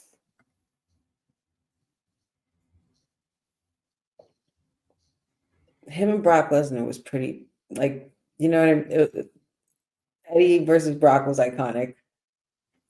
That's one of like the big ones that I remember, and I remember like there was like footage of him a while back talking about it where that match really meant a lot to him. Or anything that he did with Ray, of course. And he's had so many moments, because that's not even counting like WCW and even before all of that, because the Eddie I love to remember is the prime Eddie that ran SmackDown. And if I could put him in a match with anybody today, for him to retire, you said? Last match. Like His last match to book him in. Got to make it good. It doesn't have to be just WWE. I'm talking about like any. Yeah. Shoot. I mean, for shits and giggles, I mean, I have to say Penta. Eddie Guerrero and Penta, I think, would be fun. But if we're really, really gonna go somewhere with it, if you really want to have a good time, and I know Eddie would enjoy a match like this, like doing something in AAA with Grande Americano. Okay. I'm not mad at that. Yeah. I'm not mad at that at all. I knew you wouldn't be. I knew you'd be proud of me once I said El Grande. I will take that. I would probably go. My favorite moment, even though it does involve him getting hurt, was when he took that chair shot from JBL. Was gushing. Like knew I was like, yo, that's it right there. I had another one, but because we don't talk about him, I was like, I won't use that one in here. But it involved WrestleMania 20. And if you saw the ending of WrestleMania 20, you can fill in the blanks. My favorite match, him and Brock Lesnar, was a good one, but there was a match that was had between him and Edge. It was a no DQ match on SmackDown. And yo, when I say it was I think it was in like 2002. When I tell you, man, that had to be one of his best matches. Prime SmackDown too. Yo, because them two, like, that's what let you knew like Edge was gonna be that dude. This was before like on this Edge, like they were literally telling us that these are your top guys. These gonna be your top guys. Like, we already knew Eddie was getting there, but that made me feel like, yo, Edge Edge let y'all knew what was up. And, if I had to pick somebody for him to face, I would go Eddie Guerrero versus Kenny Omega. Oh my God. That would be my match. Ooh. Eddie Guerrero versus Kenny. Wow. Eddie versus Kenny. Like that, yeah, thinking about that, like the marquee for that, and like that's a main event. Right. That's a main event, hands down. At Wrestle Kingdom at that in Japan. Oh, you stop it. Yeah, that's mine right there. But please let us know if you're watching this video. Please let us know in the comments when you go and like and subscribe to this video. Please let us know what one of your favorite moments was from Eddie Guerrero. What match would you like as well to have seen if he were still here to this day, man? But rest in peace to Eddie. We miss you dearly, but thank you for the legacy that you have left, because it has definitely transcended beyond just you being in the mat. You have influenced so many people that are in this industry, and we see it each and every single day, and they are now the GOAT. So thank you for everything that you have done.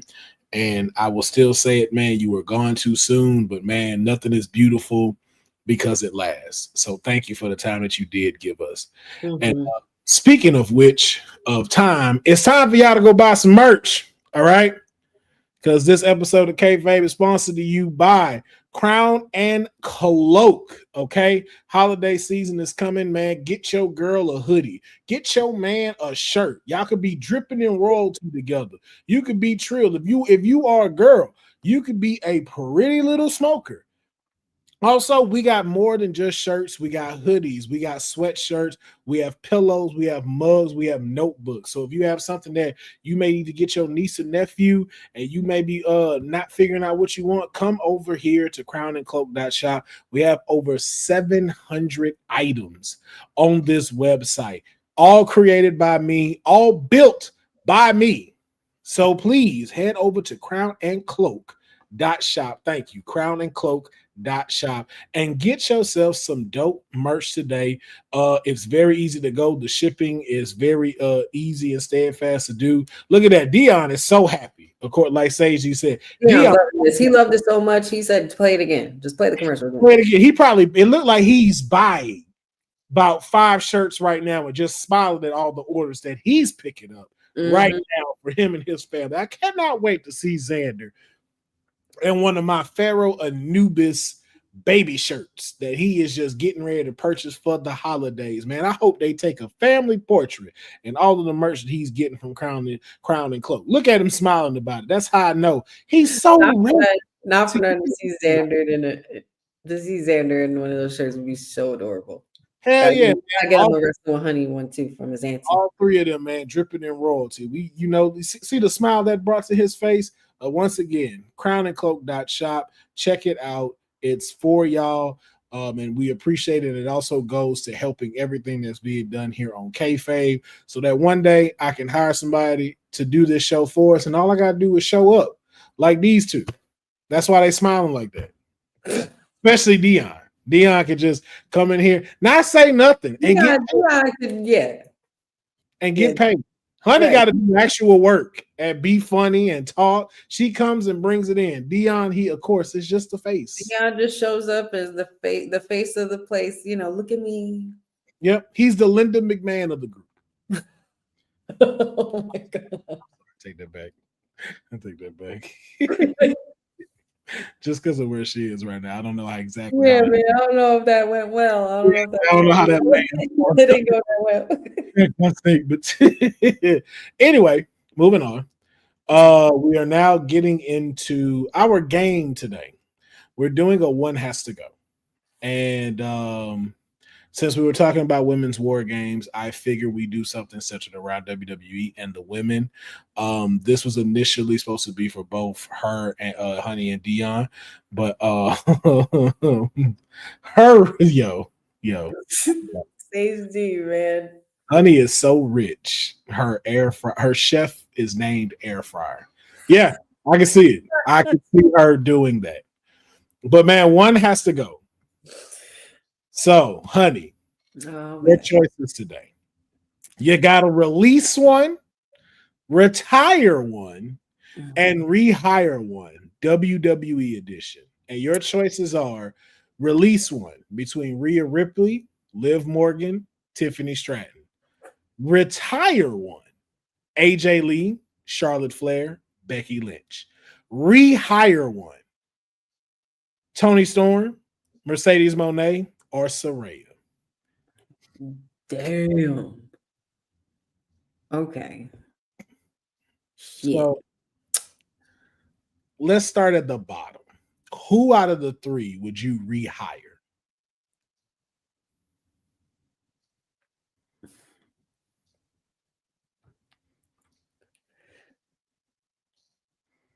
Toni.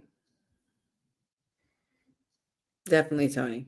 I would say Saraya, but we know how that went when she came back. It was accident prone, and of course, like things like that. Not entirely her fault, but you didn't think of the other choice either. I thought about it. Why do you think it took me so long to think about it? I had to choose between that choice and Toni, and my choice was Toni. Oh, for obvious reasons. Not for obvious reasons, because I would like to see what it would like to have the timeless version of Toni on WWE. Okay. What he would do there. Well, either way, you got Deonne smiling from ear to ear, so I guess he is looking at your choice too. So now retire one. AJ Lee, Charlotte Flair, or Becky Lynch. Which one are you telling to leave the boots in the ring?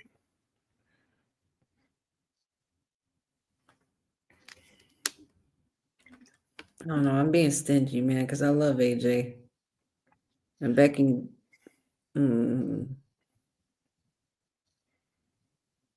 I might say Charlotte. For this one.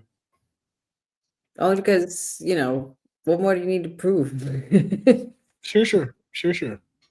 That's why you're doing it. Understood. Oh my God. Don't make this about that. You asked me, I'm giving you my answer, sir. I didn't say anything. Deonne, if I was insinuating something, don't smile. See, look, it's all smiles. That's how you know I'm coming positive today. I'm coming so positive. See, that's why you choked on the water. The Lord knew. My nose, dog. The Lord knew I was sitting here just being genuine, and that's how you came. That's how you came at it. Oh my God! By the way, wait, really quick.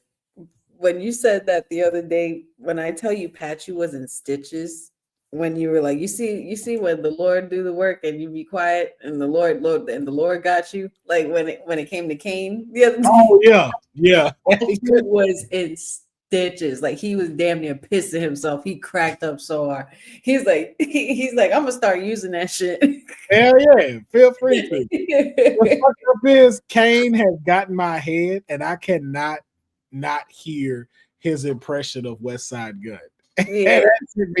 Hey yo, you ever got kicked out of Monday Night Raw? I'm like, dang it, Kane, that shit gonna stick in my fucking head, bro. That's too funny.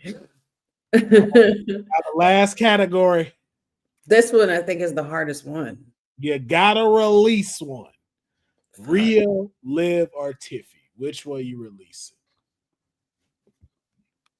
Oh, I mean, and this isn't even about like favorites or not. All three of these women are the top women. Like,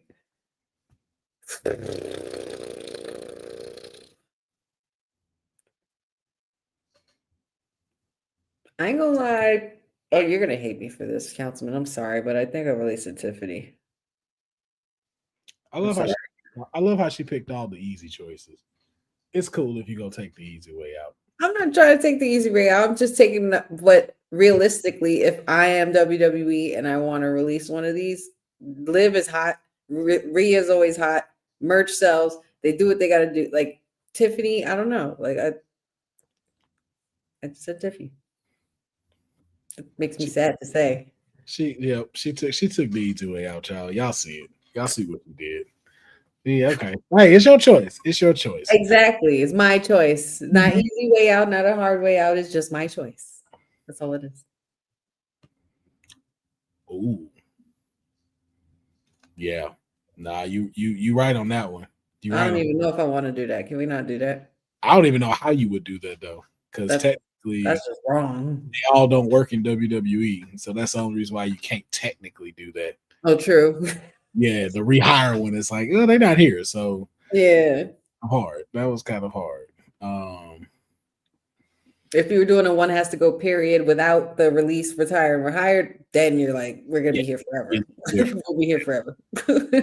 But that was our one has to go. Y'all let us know in the comments below which ones that y'all would release, retire. That's not how this game works. This is for y'all. Deonne, what's your pick? He just happy to be here. He picks Cody Rhodes.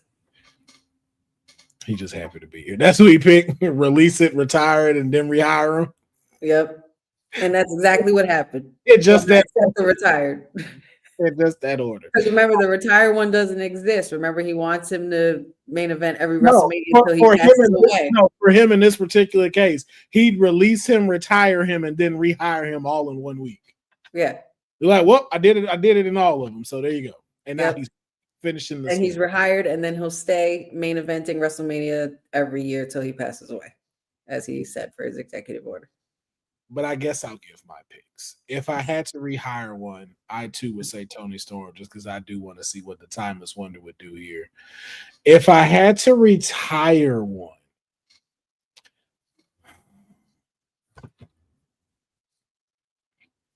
I would retire AJ Lee because she was already retired.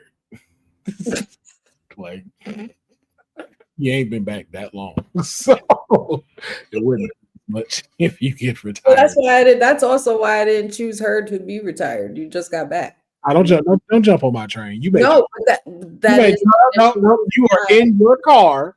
You drive your choice car. Don't you come leeching onto my picks. Nah, you've made your final selection. It's not leeching, but okay. Yeah, you stay in your car over there. I picked first, so it's technically not leeching. You didn't pick her. You picked Charlotte. Well, I picked first, is what I mean. I thought that you picked her first. Yeah. So you stay in your first car in the road and let us stay in my car when we talking and playing the good music. Jeffrey, I'm saying. Talk about you. That's an easy pick. Yeah. That's what we're doing, right? Easy picks. Yeah, right. You're annoying, Councilman. Yeah, that's right. My bad. You stay in the skies where you're at, hovering in your helicopter, drinking your champagne with your food. With my air fryer, chef. Don't care that it was easy. Sips. Satisfied with my decision. How are you peasants down there in road traffic? Oh, and release one. I'm releasing Rhea. Get your ass out of here. I knew you were gonna say that. That's No, probably but I have a reasoning why. I would love to see what Rhea could do in other places. Like I would love to see that. Like I would love like what she could do in New Japan. Like I would love to see like what she could do possibly on the indies. I wouldn't necessarily say the indie circuit as the top just because of who she is, but I would love to see that or AEW. Rhea would go crazy in Japan. Oh my god. But I think like her stardom would not dwindle at all. I think the girl has everything that needs to be there, and wherever she goes, she could help elevate that promotion. So that's why I would release her, just to be able to see like what would happen next. And just her hold the rest of these titles, I think would be dope. Okay. All right. So now we're jumping into Best Wrestler 2. Deonne, you missed this segment too? I don't know. Deonne just happy to see that food right there. He must be hungry. So here is the categories today. First category: Best Wrestler to go to Thanksgiving dinner with. Who's the person? Whose house are you? Which wrestler's house are you going to for Thanksgiving? I have to pick one. Yes, just one. Not the I would do this one, I would do that one, I would do this one. But my last pick and my real pick is that no, you get one pick. I caught on to your shit. Don't you do it. You said you take your political shit out of this fucking show. I knew it was coming. But like, well, I want to say this one. And, you know, I thought about this because this one does this one. But if I had to do a final pick, my final pick would be this. Be like, so you half the roster and then was like, I'll do this one. Right. If I'm going to a wrestler's house for Thanksgiving, I'm thinking about people who know how to throw down or who like food, obviously. Okay, so hold on. Also, before you answer this, I need to ask this about your Thanksgiving. Do you go to multiple places on Thanksgiving? Not anymore. Not like I used to. Okay. So you don't bunny hop during Thanksgiving? Not the way we used to.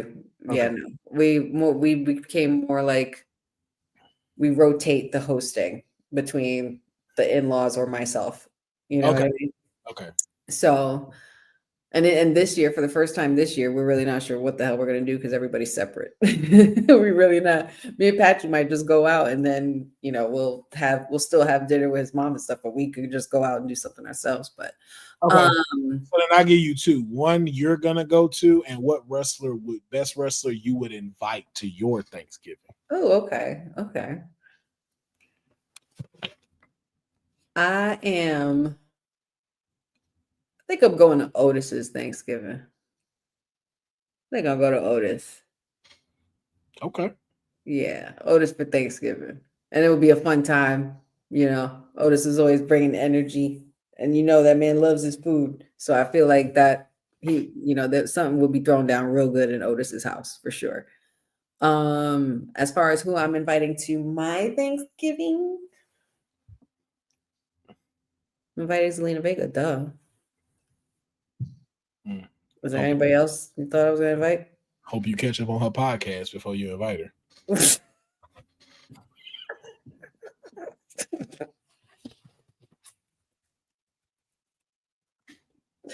Before I rip and break this damn computer. I'm just saying. Zelina Vega, I'm bringing her on my road trip with Soul Ruka, and she's also coming to my Thanksgiving. Hey, listen, I'm just trying to get you prepared. You know what I'm saying? You go have your friend over. And I was gonna say, and the reason why I would was because Zelina knows just as well as I know that there is multiple choices and dozens of choices for food, desserts. Like Puerto Ricans, we throw down everything. Like we throw down turkey, chicken, pork, beef, all of it. Like everything. Rice, beans, mashed potatoes, mac and cheese, stuffing, all of it. Like literally greens, all of it. So Gotcha. I think she will relate. Okay. Who house I'm going to for Thanksgiving?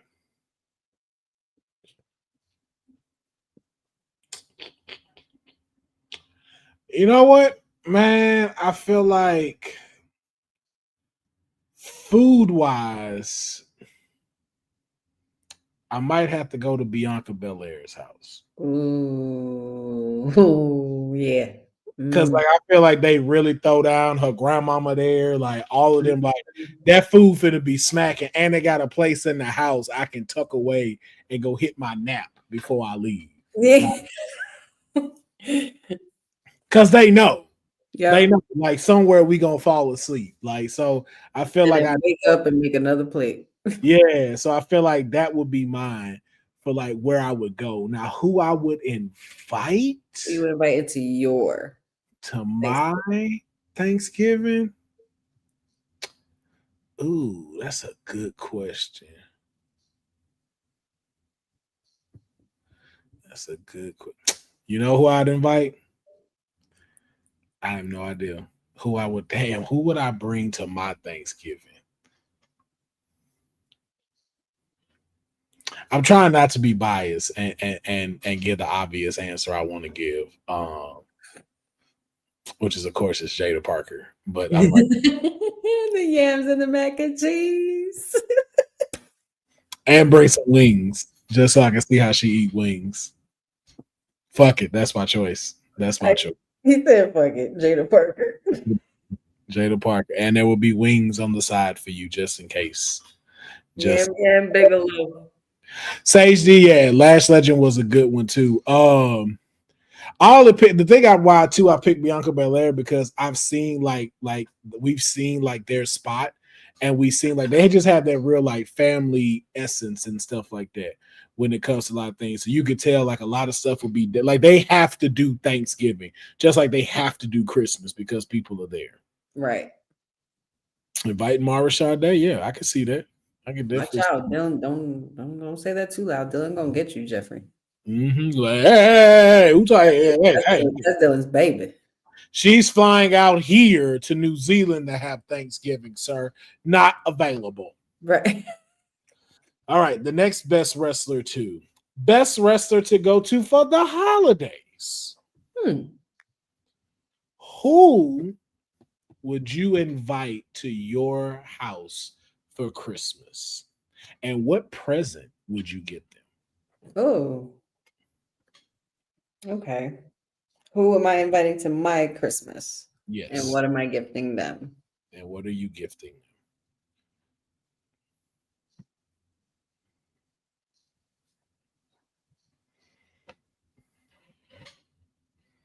I'm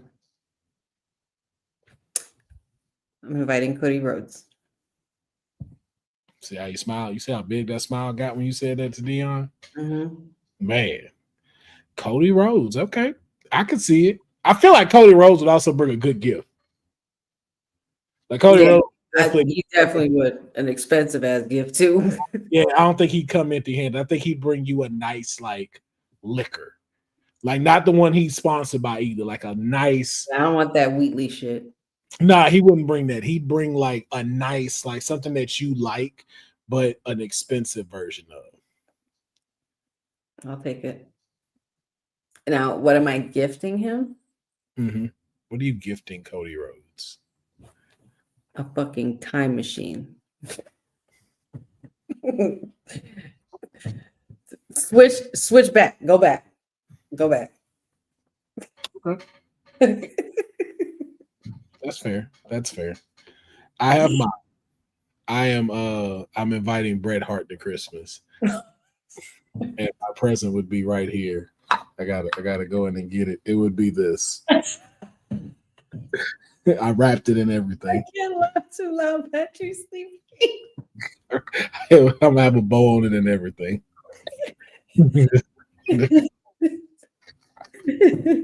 I thought you were gonna say a lump of coal, or I thought you were gonna get him like a pen and paper so he could write all his complaints. Nah, just that. I feel like that says it all. It does. That's enough. I think both of ours say a lot. Yeah, it's the gift that keeps on giving. Jeffrey, the Nightmare Before Christmas. Yeah, I love that. Yes. All right, man. And then our last category is best wrestler to go Black Friday shopping with. Who are you taking with you to go Black Friday shopping? Braun Breaker. I need to be safe. I need to be quick. I need to be fast. In and out like a robbery. Let's go. I was literally about to say Bronson Reed. That's funny. All in the bit. I was literally about to say Bronson. Why are we always there, man? Tsunami, anybody that come through. Get the fuck out the way. Nobody's trampling me. Yo, In this motherfucker. that's exactly. I was like, yo, I need somebody to get me out the way. And Why are we on the same wavelength? Yes, we are. Okay. Deonne, who you pick? Oh, you just go. You would just go yourself. Okay. You don't even go to Black Friday. Somebody go for him. Doesn't have to look at him. Like he's like, yo, I'm too busy selling real estate to be going to Black Friday sales. Okay.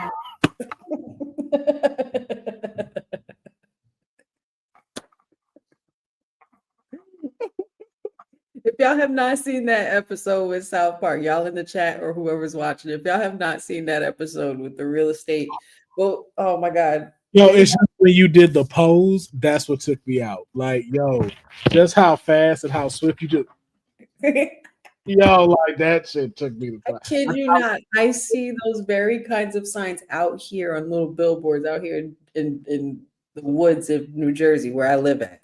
And I'm just like, yo, there's no way. Like South Park got that off. It's so accurate. Like they've been their back all the way, like their neck. That's the way you hit it. I was like, don't laugh too loud because she gonna laugh loud and she gonna wake him up. Don't do it. Just tuck off. Yes, those were our best wrestler too. So y'all let us know in the comments below who is a wrestler you would go to for Thanksgiving, bring to Thanksgiving. Who is one that you would have for the holidays, and what gift would you get them? And then also, who is the wrestler you would take to go Black Friday shopping with? Yes, and as Sage D said, we know Deon's picking Goldberg. So Goldberg running into the aisles and shit. He headbutting people for no reason. That's not what we asked you, Bill. It's not what we asked you. Just asked you to distract people while I go get what I need. Meanwhile, me and Councilman, we picking the safe route. We need protection and to blockage. We want everybody out the fucking way. Bronson, put me on your shoulders and walk me to electronics. I don't want to be near these peasants. Get them away from me, please. What a sight that would be. Onward, sir. To home appliances. I have an air fryer I need to get. I'm done. I'm so done. And, yeah, man. So I think we only got one more thing, and you weren't here for it, so I wanted to get your opinion on it. You get two options. Okay. We know Paul Heyman has been influential in so many things, but I wanted to know. We had a conversation on WWT about this, but I wanted to get your opinion before we get out of here. If Paul Heyman had to get a Paul Heyman girl, who are the two people? No matter of fact, I'm gonna give you your choices. You get to pick one from Raw, one from SmackDown, one from NXT. You have to pick one from each brand. One from each brand. Who will become a Paul Heyman girl? A Paul Heyman girl. Wow, that's good. I mean, if Division didn't go the route that it did, I would have been said Becky, because I even made a post about that when she joined Division, but that's not the case now. So let me start with NXT, because I'm thinking about NXT right away. Okay.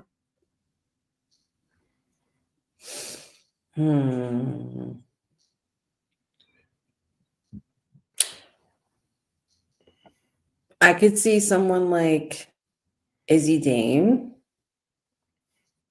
a Paul Heyman girl, very much so, for NXT. So I'm going to stick with that.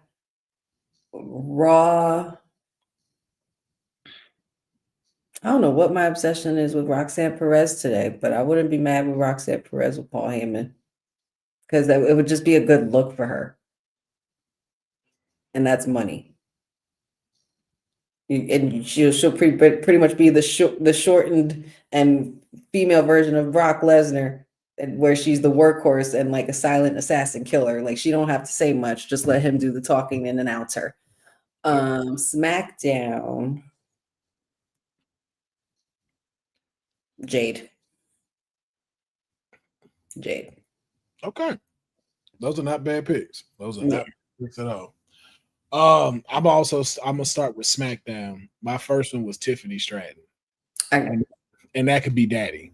Like how she used to do in NXT, like that would be him. Billionaire, Daddy Warbucks. Yep, it's Paul. Mm-hmm. It's Paul. For Raw, again, you said the same thing I said.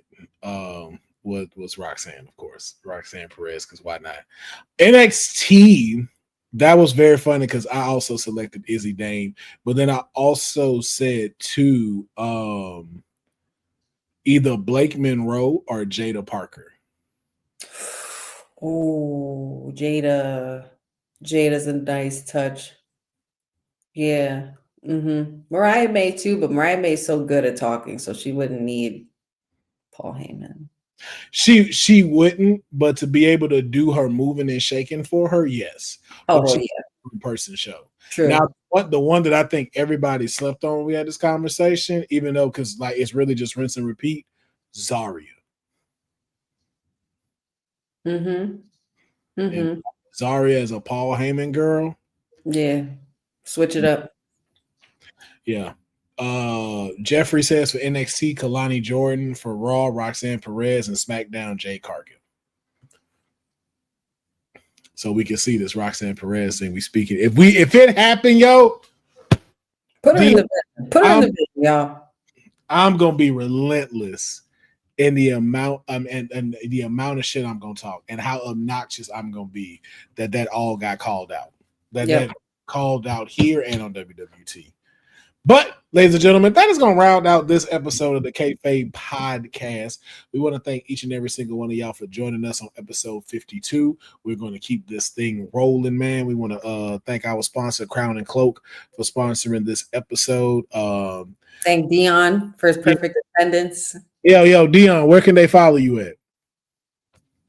Smiles.com. At Smiles. That's it. Smiles at dsmiles.com. I like that. That's good. Ladies and gentlemen, thank y'all so much for checking out this episode. Appreciate y'all rocking with us, especially here on the late night. For some of y'all, we thank y'all, and we will let y'all know if we will be here Thursday. Also, let me say we will make sure that we will do our best to be here Thursday, and we might have a potential guest. So until next week, continue to watch wrestling and continue to give your opinion, so that way we keep getting closer to a product that we can all enjoy all around, not just WWE but everywhere else. So to me and to yours,